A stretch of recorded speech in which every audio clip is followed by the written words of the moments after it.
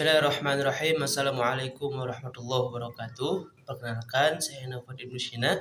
Di sini saya akan menjawab beberapa pertanyaan terkait ujian tengah semester mata kuliah Filsafat Islam. Jawaban yang pertama, filsafat dan agama menurut Al-Kindi. Menurut Al-Kindi, filsafat dan agama tidak bertentangan, akan tetapi keduanya saling melengkapi dalam pencarian kebenaran. Yang kedua, filsafat bisa menjadi alat untuk memahami agama secara lebih mendalam. Yang ketiga, agama adalah sumber kebenaran, sementara filsafat adalah cara untuk mencapai kebenaran tersebut. Lalu pandangan Al-Kindi terhadap filsafat, menurutnya, filsafat itu sebagai alat yang sangat berguna untuk memperdalam pemahaman seseorang terhadap agamanya. Dengan menggunakan filsafat, seseorang dapat menemukan jawaban atas berbagai pertanyaan tentang agama untuk memperkuat iman seseorang. Jawaban pertanyaan nomor 2. Mengapa Ar-Razi berbeda pandangan dengan filsafat lainnya?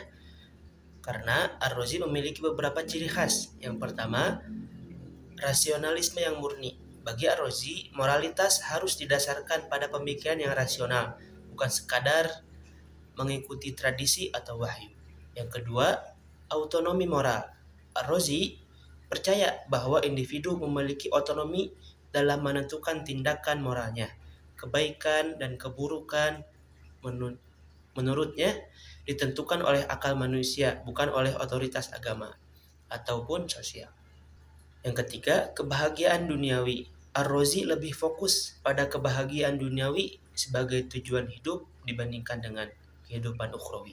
Selanjutnya, perbedaan Ar-Razi dengan filsafat moral lainnya. Yang pertama, penolakan terhadap wahyu. Berbeda dengan banyak filsuf muslim lainnya yang mengintegrasikan wahyu dengan filsafat, Ar-Razi cenderung menolak peran wahyu dalam menentukan moralitas. Ia lebih mengandalkan akal untuk memahami baik dan buruk. Yang kedua, fokus pada individu. Ar-Razi lebih menekankan pada tanggung jawab individu dalam menentukan tindakan moralnya. Sementara banyak filsafat moral lainnya menekankan pada peran komunitas atau masyarakat dalam membentuk moralitas. Yang ketiga, kebahagiaan dunia versus akhirat.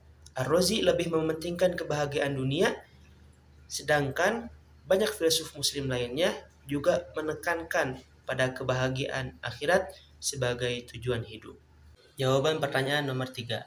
Kota ideal menurut Al-Farabi adalah sebuah masyarakat yang sempurna di mana setiap individu dapat mencapai potensi maksimalnya dan hidup bahagia. Menurut Al-Farabi adalah pertama, dipimpin oleh filsuf raja. Pemimpin kota ideal haruslah seorang filsuf yang bijaksana dan memiliki pengetahuan mendalam tentang kebaikan. Ia berperan sebagai panutan dan pembimbing bagi seluruh masyarakat. Yang kedua, warga yang berilmu. Semua warga negara ideal harus memiliki pengetahuan yang cukup untuk menjalankan tugas dan kewajibannya. Pendidikan menjadi hal yang sangat penting dalam mencapai tujuan bersama. Yang ketiga, keadilan sosial. Keadilan sosial menjadi prinsip utama dalam mengatur kehidupan masyarakat. Setiap warga memiliki hak dan kewajiban yang sama. Yang keempat, kebahagiaan bersama. Tujuan utama dari kota ideal adalah mencapai kebahagiaan bersama bagi seluruh warganya. Kebahagiaan ini tidak hanya bersifat duniawi, akan tetapi juga mencakup kebahagiaan sampai nanti hingga akhirat.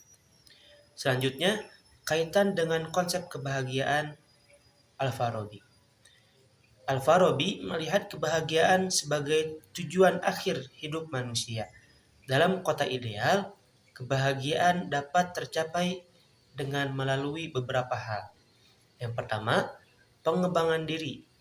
Warga negara ideal harus terus-menerus mengembangkan potensi dirinya melalui pendidikan dan pembelajaran. Yang kedua, keadilan.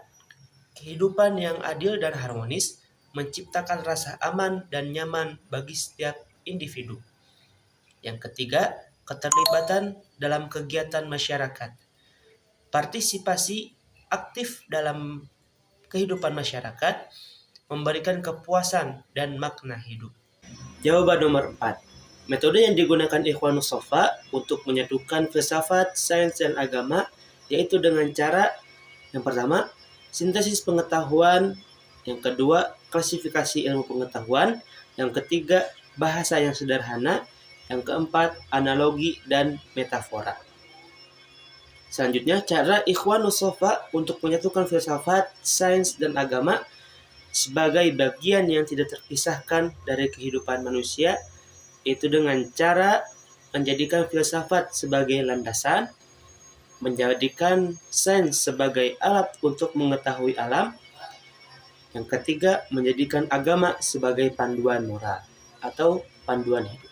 Peran akal menurut Ikhwanus Shafa yaitu Ikhwanus Shafa sangat meyakini peran akal dalam mencapai kebenaran. Ia berpendapat bahwa akal adalah anugerah terbesar yang diberikan Allah Subhanahu wa taala kepada manusia. Dengan menggunakan akal, manusia dapat memahami alam semesta. Dengan menggunakan akal, manusia dapat memahami alam semesta dan menemukan kebenaran.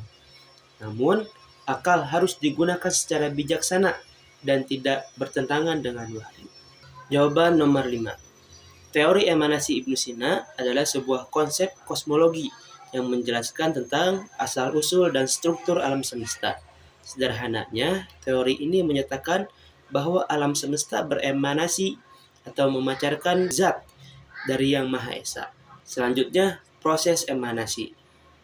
Proses emanasi ini dapat diibaratkan seperti cahaya matahari yang memancarkan sinar. Cahaya matahari tidak terpisah dari matahari, namun merupakan manifestasi dari cahaya matahari itu sendiri. Begitu pula dengan alam semesta.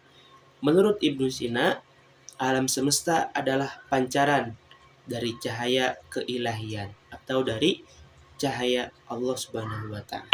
Sekian dari saya. Mohon maaf apabila banyak kesalahan dan kekurangan. Terima kasih. Wassalamualaikum warahmatullahi wabarakatuh.